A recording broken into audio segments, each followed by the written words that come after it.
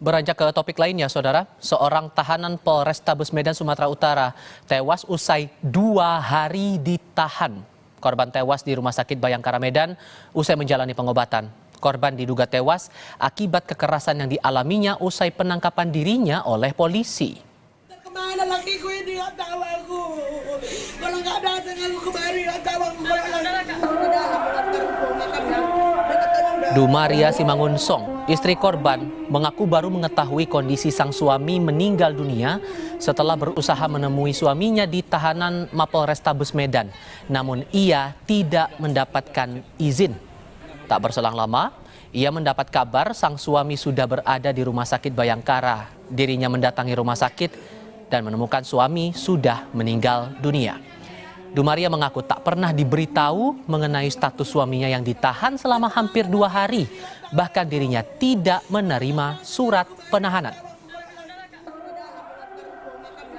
Saya langsung datang ke Polrestabes. Saya melapor ke piket mau jumpai Budi. Tidak dikasih sama sekali. Melihat dari jauh pun saya minta tolong, tidak dikasih. Jadi saya minta tolong, saya mau melihat suami saya ke rumah sakit. Tidak boleh. Tidak boleh, kalau tidak persetujuan kanit. Saya telepon kanitnya nggak mau ngangkat. Nyampe kemari, toh juga nggak dikasih. Tiba-tiba saya lihat dibawa mayat, ternyata suami saya. Setelah diotopsi di Rumah Sakit Bayangkara Medan, jenazah Budianto Sitepuh dimakamkan di Pemakaman Umum Muslim Desa Sei Semayang, Deli Serdang.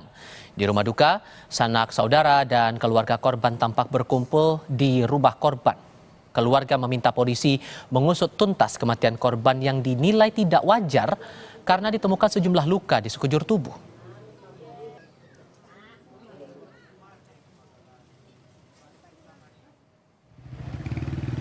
Polisi mengungkap hasil visum Budianto Sitepuh, tahanan Polrestabes Medan yang tewas usai 2 hari ditangkap. Polisi bilang luka yang dialami korban diduga dialami saat polisi melakukan penangkapan terhadap korban. Dari hasil visum sementara itu ditemukan luka pada bagian kepala dan rahang. Polisi belum memberi rincian kekerasan apa yang dialami korban karena masih dalam proses penyelidikan. Kalau dari hasil visum memang ada beberapa kekerasan yang dialami oleh yang bersangkutan, yaitu kekerasan luka di kepala, di bagian kepala, kemudian ada juga di rahang kalau tidak salah. Ada dugaan memang kekerasan terjadi pada saat proses penangkapan,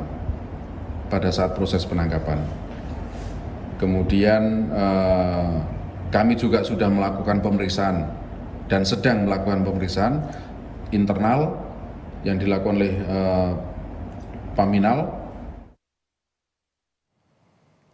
Kapolrestabes Medan Kombes Arief Setiawan membantah kalau terduga pelaku pengancaman dengan kekerasan yang tewas usai 2 hari mendekam di tahanan meninggal dunia karena dianiaya polisi dalam sel. Luka korban merupakan luka yang didapat saat penangkapan korban pada Rabu 25 Desember lalu. 6 anggota polisi yang melakukan penangkapan saat ini tengah diperiksa Paminal Polrestabes Medan untuk mengungkap penyebab tewasnya Budianto Sitepuh. Jika nantinya terbukti melakukan kesalahan dalam proses penangkapan, Gideon memastikan ke-6 anggota akan diberi sanksi. Beliau tidak meninggal di dalam tahanan, dalam sel, atau di kantor polisi. Beliau meninggal di rumah sakit pada hari Kamis kurang lebih jam 10.34. Supaya jelas nanti manakala memang ada dugaan pelanggaran kode etik maupun SOP dalam proses penangkapan, ya kita akan menyesuaikan dengan ketetapan yang sudah dibuat secara internal. Ada 6 orang yang berada di lokasi.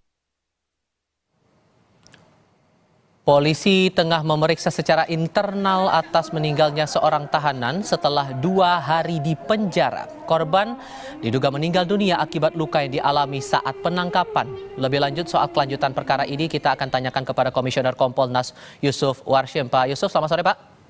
Selamat sore. Apakah sudah bisa dipastikan penganiayaan terhadap korban ini dilakukan oleh polisi, Pak?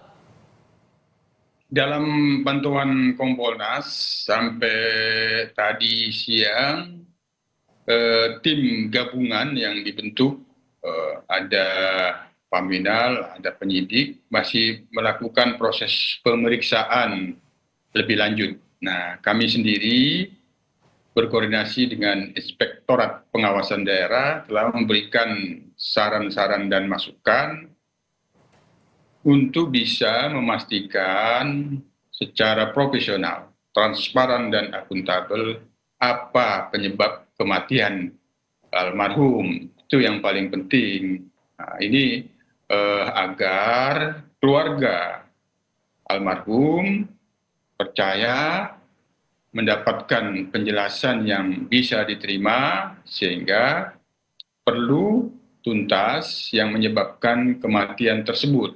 Nah, apakah ditangkap penyebabnya, ada dugaan kekerasan yang di sana, atau pada proses pemeriksaan lebih lanjut di Mapolrestabes Medan. Oke. Semuanya itu harus clear penyebabnya apa. Tentu scientific crime investigation ini perlu diperkuat agar sekali lagi keluarga almarhum percaya dan bisa memahami penyebabnya. Apabila memang itu ada pelanggaran SOP, tentu proses kode etik. Tapi kalau itu tidak hanya kode etik, bisa jadi pidana, tentu semuanya harus tuntas. Hanya sementara ini kami Kompolnas masih terus memantau dan mendalami. Sementara yang terlihat, sementara yang terlihat fakta-faktanya ada dugaan pelanggaran SOP yang mengarah pelanggaran kode etik. Dan itu dilakukan oleh 6 orang yang diperiksa sampai saat ini, Pak? Atau ada orang tertentu saja yang terbukti melakukan penganiayaan itu? Sudah dalam proses pemeriksaan semua, bahkan ada yang ditempatkan dalam penempatan khusus. Untuk itu juga kami mendorong, sudah menyampaikan ke Inspektorat Pengawasan Daerah Polda agar atasan mereka 2 tingkat di atasnya juga diminta klarifikasi. Apakah mengetahui ada laporan nggak dari bawahannya melakukan penangkapan yang kemudian dibawa ke Mapolrestabes Medan. Itu penting untuk melihat bahwa mereka-mereka ini menjalankan prosedur atau tidak. Yang penting sekali lagi, ini sudah meninggal, sudah almarhum, maka perlu Polrestabes Medan dengan pengawasan Polda Sumut dipastikan apa penyebab meninggalnya. Kalau memang itu diduga karena kekerasan, ya tentu oknum yang melakukan itu harus ditindak tegas. Oke, sorry Pak, dari 6 orang yang diperiksa itu ke-6-nya dipatsuskan atau hanya beberapa Pak? Berapa jumlah pastinya? Sementara ini yang di antara mereka itu ada pimpinan yang sudah dipatsuskan, tapi sementara kami akan pantau terus sampai mendapatkan kejelasan dalam proses pemeriksaannya. Yang pasti 6 orang itu berpotensi dipatsuskan semua, tinggal proses pemeriksaannya, peran-peran yang dilakukan ketika adanya dugaan kekerasan saat penangkapan, itu tidak mungkin tidak dipatsuskan.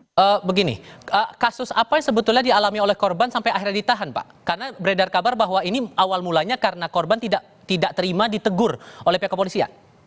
Oh, jadi begini, informasi yang sedang kami dalami pada saat ini ada dugaan fakta cekcok di warung tua. Ada cekcok di warung tua. Ada rumah yang itu merasa terganggu karena berisik di warung tua sampai jam 10 malam itu di tanggal 23. Yang kemudian tanggal 24 berlanjut yang diduga membuat keributan di warung tua itu mabuk atau tidak, yang penting ada suara-suara yang berisik, ditegur, kemudian ada fakta tidak bisa menerima, yang kemudian selanjutnya ada fakta melakukan penahanan. Nah, kaitannya dengan penahanan ini, itu kan tindakan kepolisian, Mas ya. Tindakan kepolisian itu punya waktu gitu, punya waktu SOP bisa 2 kali 24 jam, apabila tidak ada bukti-bukti bisa dilepas. Nah, ini bagian dari proses pemeriksaan, prosedur dan SOP tindakan kepolisian. Pada waktu 2 kali 24 jam itu, apakah sudah memberitahukan kepada keluarga yang ditahan, yang ditangkap, itu penting, itu bagian dari proses pemeriksaan. Tapi kronologi peristiwa yang sementara kami dapatkan untuk kami dalami dan pantau lebih lanjut, ada cekcok warung tua gitu. Oke, dengan kepengakuan keluarga bahwa mereka tidak mengetahui bahwa korban ini ditahan, tidak pernah mendapatkan surat penahanan, apakah ada pelanggaran prosedur di sini, Pak? Sementara informasi klarifikasi yang kami terima, ada diduga melakukan tidak sesuai dengan SOP dan prosedur yang itu pasti diperiksa oleh Propam. Dan kemudian apabila nanti hasil pemeriksaannya terbukti dugaan pelanggaran kode etik, tentu tidak terbebas untuk dibentuk komisi kode etik dan diperiksa. Sementara informasi yang kita lihat, memang ada dugaan pelanggaran SOP. Baik, Pak Yusuf Warshim, mewakili Kompolnas, terima kasih banyak sudah berbagi informasi bersama kami, Pak. Selamat sore. Selamat sore.